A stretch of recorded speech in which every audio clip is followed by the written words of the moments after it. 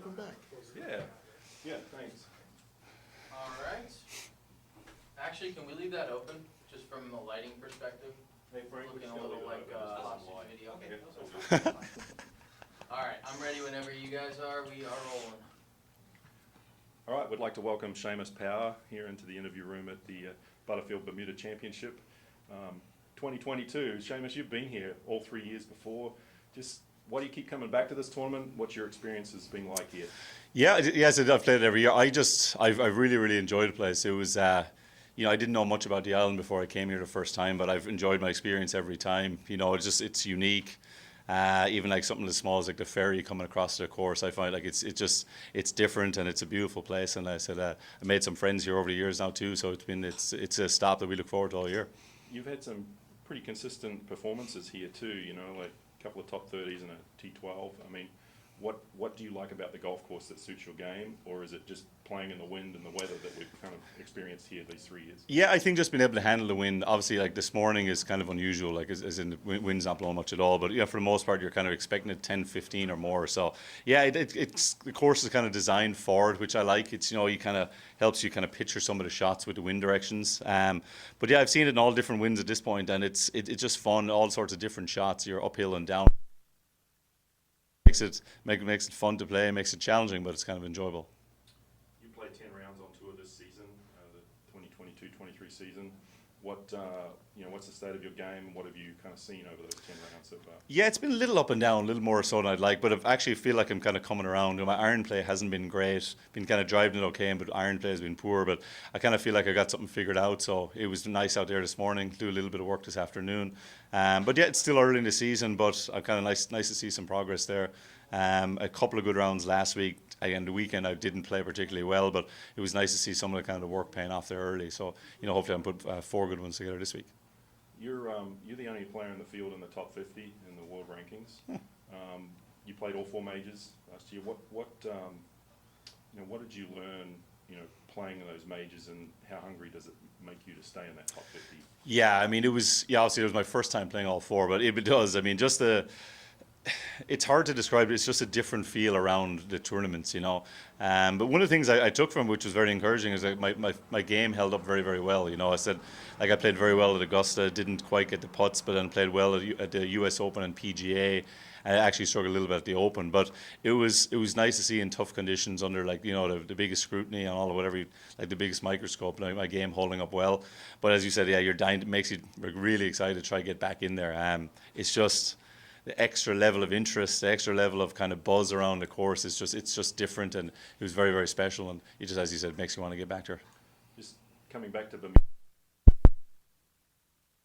you stayed a little bit extra time. One of the years that you played here. Just how did that sort of come about, and what did you kind of do away from the golf tournament? Yeah, so it would have been the end of 2020. So I was here for just over 2 weeks. I had friends to help me. I was just getting my visa kind of renewed, but it was tough during COVID. A lot of the embassies were closed, but I was able to get in here. So, it was initially I was like, sound almost like a negative. You got to go and you got to stay there for 2 weeks, but really enjoyed it. I said I'm lucky. I've friends here kind of showed me around, and it's a different kind of style of life than I would have kind of seen and that sort of stuff. And the water on the water is just beautiful, and everything is kind of, I don't know, like the people here are nice and stuff. So it was fantastic. Got to see all over the island, and yeah, I really enjoyed my time. Go ahead. And so, since you spent a lot of time there, the moped. No, I haven't ventured with the moped yet, to be honest. I grew up in kind of rural place, and I rode like a motorbike or like a dirt road bike a couple times, and it wasn't for me. Just like kind of stick to whoever. At the time, like friends were driving me around when I was here, and obviously for the tournament you've got the shuttles. But yeah, no, I haven't quite ventured that far yet. It's also the as you mentioned, top 50, only player in the top 50. So you're the top golfer. Any extra pressure? Do you feel anything different? No, I mean, look, I honestly, every time you tee it up, you're planning, at least in your mind, that you're going to be in contention to win, and that's not going to be any different. Obviously, I didn't even realize that with the thing, but yeah, I mean, I guess it's kind of a cool thing, but no, not really any extra pressure. There's always, you've always internal pressure. You're trying to get yourself to do all the things and prepare well, and then kind of go from there. What would you consider the gem of a hole here in Bermuda for you, and the roughest hole for you here? On the golf course, Yes. I mean, to me, like the toughest stretch is 13, 14, 15, 16. I don't know what statistically, but I feel like it's probably it. But for the most part, I think the par threes is got the biggest bite here. Like even 8 when it's playing into the wind can be very tough, and then obviously 16, especially when the wind's blowing off the ocean there, and like even 13, like with the wind, if it's off the left, it's so far downhill.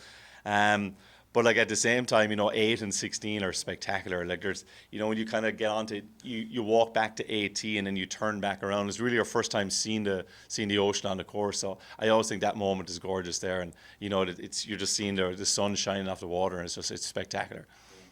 And what has been the biggest thing for you over the 3 times playing here in Bermuda? Yeah, I mean, just handling the conditions. Even this week, I think the wind is going to switch again. So I remember, I think just about every year, like the holes can be completely different. I mean, even at par 5 7th, I've hit sand wedge in there for a second shot, and I've hit 3-wood, and just trying to adapt and figure out what's going on in terms of the wind and where you want to leave it. It can change dramatically overnight, and I think that's one of the things I've been good at. Growing up in Ireland, we get a lot of similar conditions, so you're kind of used to it. But I think just adapting as you go is a huge. It's going to be a huge benefit around here. So some of these holes are pretty small, pretty short. Yeah. Driver. Yeah, not much? you don't hit as many. I think I hit 3 on the back line there this morning in the Pro-Am. Again, every one of them can change depending on the wind. But yeah, there's not a ton. Some of them are just about, position. You can certainly hit them more than I do, but I just kind of like playing to my certain spots and kind of going from there. But yeah, when the wind gets blowing, especially across, for me, if I can just keep maybe a long iron down towards the ground and get it on a fairway, I just feel I have a better chance. You've elevated yourself in being in the top 50 in the world, Seamus. What's sort of your priorities this year? You've got a lot of things to play for: majors, FedEx Cup, Ryder Cup. Yeah. Where do you sort of place those?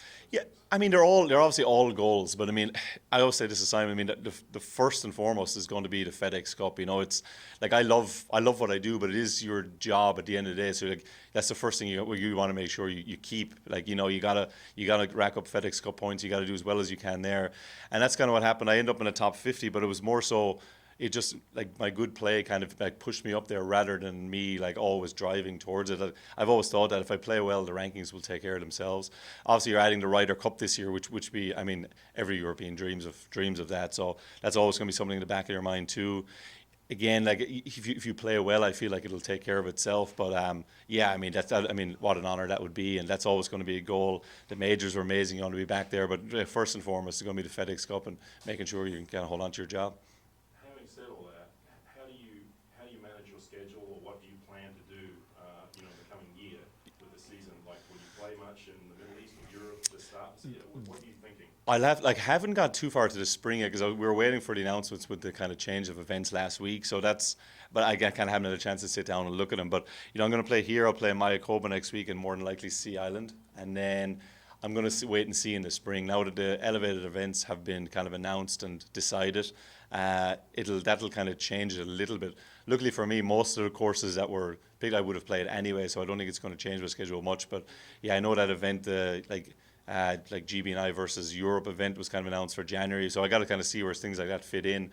I haven't looked at it too much yet, but it's something I'll do now as soon as I get a chance here next couple of weeks. The Ryder Cup captain Luke Donald is in the field here. Yeah. Have you played with him in the past? Have you spent much time with him? I've played with Luke a couple of times, yeah. We played a practice round, I think 2 or 3 times, yeah. Yeah, he's a lovely guy. I mean, I'm delighted for him to get the captaincy there, but I haven't spoken to him about the Ryder Cup or anything yet, so hopefully I'll run into him this week. But it was kind of, I don't know, who asked me, I'm definitely going to get some feedback on the schedule from him and ask what he'd like to see. But again, I was waiting until that kind of the full schedule was kind of announced before kind of getting into that conversation. But yeah, I'll see what kind of his input. He's seen it all, he's done it all. So someone like him, and I'd probably reach out to. I know Paul McGinley messaged me last week, and I'd probably give Padraig a shout as well. Having been Ryder Cup captain, those guys would have a lot of good input and just see. But yeah, so I imagine the schedule will have some tweaks here and there, but for at least for the immediate future, it's kind of I'm just going to stick with what I was doing.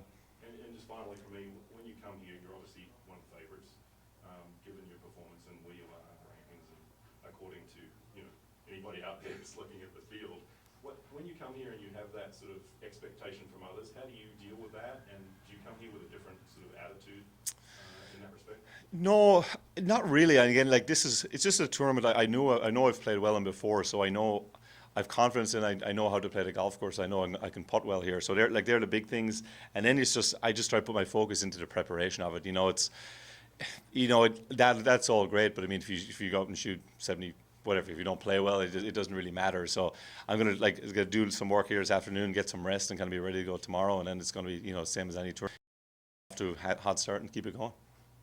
My final question: the hills and the valleys on this golf course, how challenging are they for what you want to hit off the tee? Yeah, very much so. Especially when it's obviously an added element, and then you throw in the wind on top of that. Some of the shots, like 13's a perfect example. Like this morning, not that difficult a shot from the elevated tee, but you get some breeze like blowing across 10, 15 miles an hour, and then all of a sudden the elevation plays all sorts of tricks with you because the ball moves more than it normally would. And same, like 9 and 18 coming back up those hills, like trying to judge it and trying to figure out how much the wind will hit it because you're coming up the slope and all that.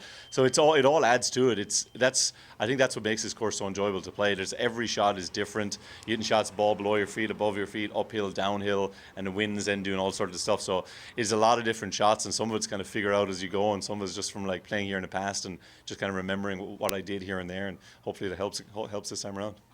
Good luck. Cool. Thanks, Seamus. Thanks, guys. Thank you. Appreciate it. Thanks. You.